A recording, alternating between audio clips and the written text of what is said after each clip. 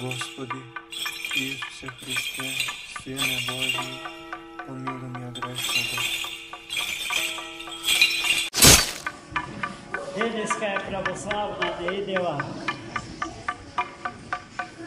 Првата недела од великите пасхални пости е определена за овој свет и славен денешен ден, во кој што пред многу векови, во 843 година, Светата царица Теодора со сите отци, учесници на големиот Цариградски собор,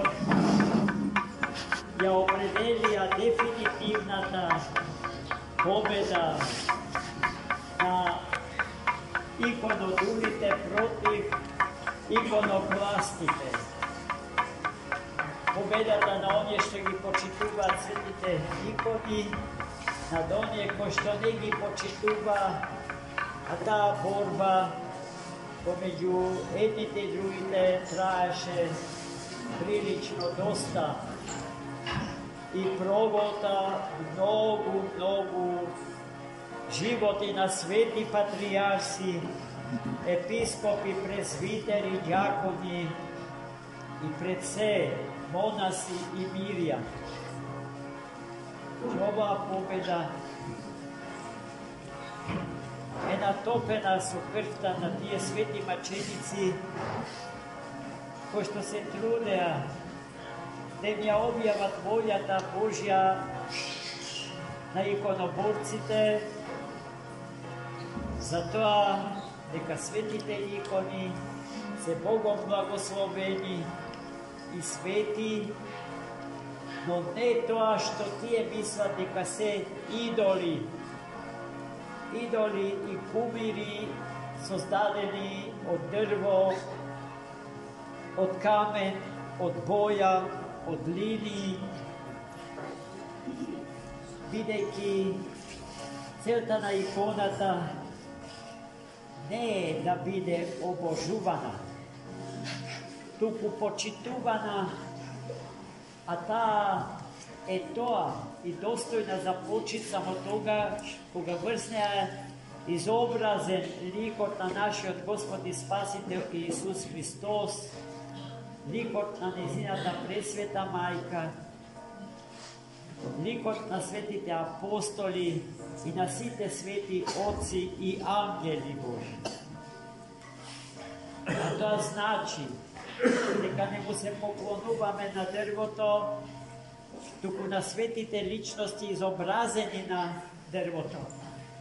И во тој случај светата икона станува тип наспроти архетипот, образ наспроти првообразот, копија во некоја рака наспроти оригиналот.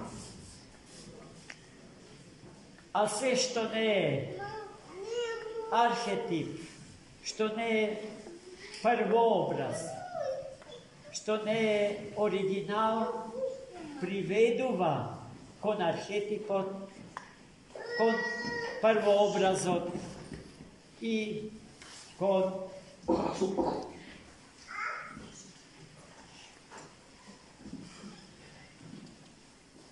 оригиналот. Како тоа би го објасниле, браќи и сестри?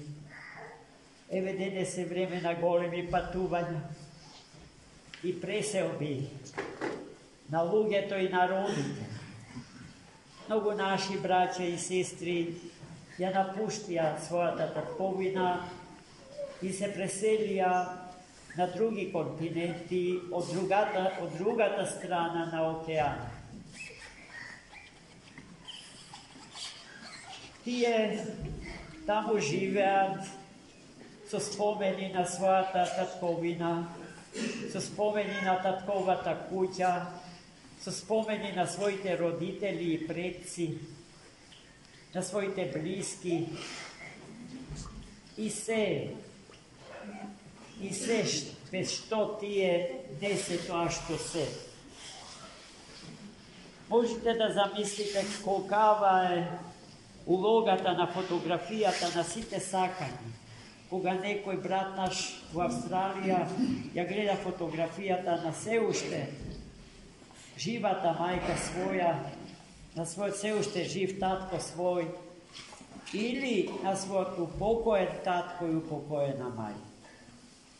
Таа го става во молитвена врска и комуникација со оригиналот, нему добро позна, добро знае. Кога и се поклонуваме на иконата врз која што е изобразена ликот на Богородица Мајка, јасно е дека ние стапуваме во молитвена комуникација со оригиналот врз иконата изобраз. И тогаш таа има сила да чудотвори. Според суштината на нештата, делењето на чудотворни и нечудотворни икони е безсмислено, бидејќи нечудотворни икони не постојат. Сите се чудотворни икони, а дали ќе чудотворат или не зависат од силината на нашата вера и нашиот искрен однос кон типосот изобразен на светата икона. Во православниот свет до ден денешен се случува обични икони на хартија, фотографии на ликот на некој светител да мироточат. Како ќе го објасните тоа?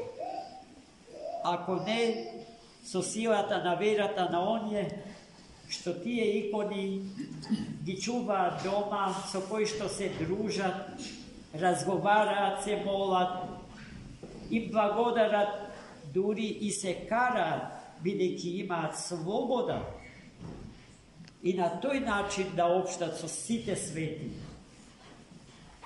Зар бисте се карале со некој што не постои? Јасно е дека се тоа блиски наши, род наш, сокрв наша, наши другари, наши пријатели, наши браќи и сестри, тоа се жителите на вечниот и небесен град, Ерусалим. Градот кон кој што и ние самите тежнееме да стигнеме сега и овде. Во секој миг од нашиот живот историски, односно временски ограничен. За смисла го имаме трудот да се чари, да се задобие, да се заработи вечноста, браќи и сестри. Без иконите претешко е тоа да се поступи. Затоа, најмили мои, ако ги немаме во домот, да побрзаме да ги внесиме и да им го дадеме најдостојното место во нашиот семеен дом.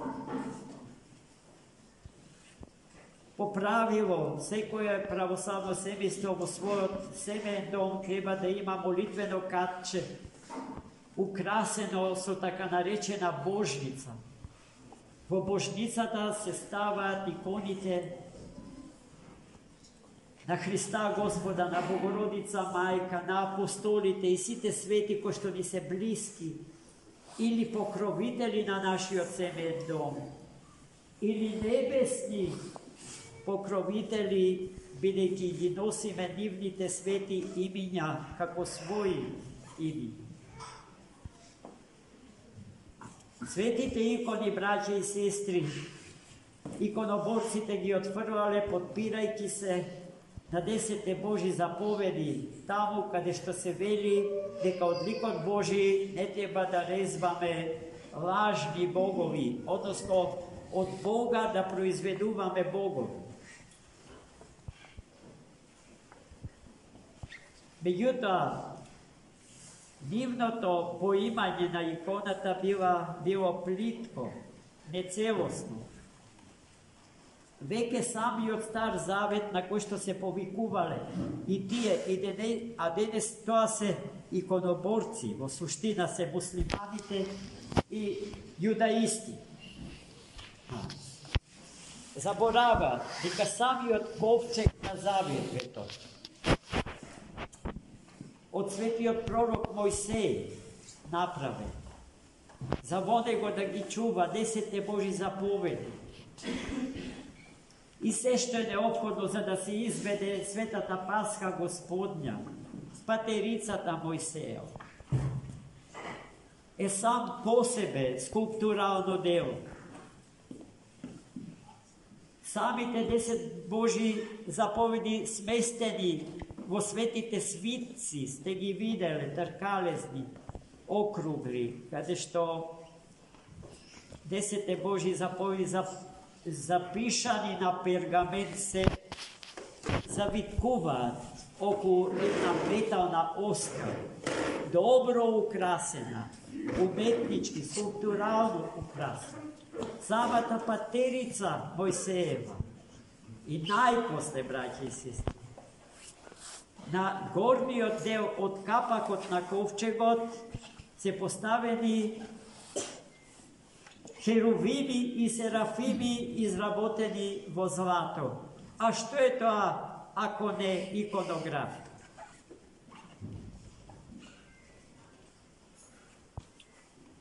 Еден муслиман јасно е дека не може да го поими изобразувањето на Бога. Како слика, како скулптура. Бидејќи тој не знае за воплотениот Логос Божи. Не знае за Христос на православен начин. Тој за Христос дознал од несторијанската ерес. А Христос ја прими природата човечка, прими тело и се што на телото му припаѓа. Во се изравни со нас, освен во гревот и во смрт. Та и ние ќе се обожиме во оној ден кога ќе се ослободиме од робството, од гревот и смртта, браќи и сестри. Во тоа е сета борба наша, сиот подвиг, сета аскеза. Но во тоа спасение не наоѓам спасение само јас, туку и сите околу мене, и сиот свет во кој што живее. Така, најмили браќи, поради тоа светите икони имаат и своја мокна догматска димензија и сила. За светите икони силно и неразделно е врзан сотириолошкиот догмат, догматот за спасението на човекот и светот, и христолошкиот догмат, кој што се однесува на богочовечката личност Христо. Поради тоа, учењето на некои западни отци, кои што се украсени со ореол и се навистина свети, како папата Григори VII, кој што вели дека фреските и иконите се еден вид на писмо за неписмените. За неписмените, гледајќи ги светите икони и фрески, да го читаат, да го исчитуваат светото писмо за кое што не се оспособиле, бидејќи не се описмени. А и тоа е точно таа воспитно-педагошка димензија на иконата е неспорна, а и многу плитка за да се задржиме на неа. Затоа со особено значење го подреков сотириолошкиот и христолошкиот догмат. А тоа значи дека иконата не ја почитуваме како материја, како дрво, како камен, и не ја обоготворуваме, тоа значи не ја обожуваме, туку ја почитуваме, поради што отците на Седмиот Вселенски собор, а на Седмиот Вселенски собор светата царица Ирина и сите големи богослови на црквата ја извојуваат теоретската победа над иконокластот. Ја употребиле фразата «Тимити кипроскинисис», побожен или молитвен поклон пред светата икона. Затоа, браќи и сестри, ние како православни луѓе мораме да се научиме како да и приоѓаме на светата икона. Особено затоа што влијанијата од источните хиндуистички секти е силна во некои православни среди. Па тука гледаме браќа и сестри од Бугарија како доаѓаат и со дланки ја допираат иконата за да ја исисале енергијата од богородичната икона. Пази, која ерес, каква грешка. Не, така на иконата не и приоѓа. Туку правејќи два поклони, малечки или големи, го целиваме ликот на светителот и тоа некаде било ноцете, рацете, крстот што тој ги држи. Не лицето, не другите делови од тело. И потоа правиме уште еден поклон и си одиме. И доаѓа другиот, третиот и така. И тоа е православната култура на живење. Од тоа зависи височината на литургиската култура на еден православен човек. Од тоа умее ли, знае ли правилно да се однесува во светиот храм, во својот дом, на улица и каде био, имајќи го секогаш Бога и Богородица Мајка пред себе си.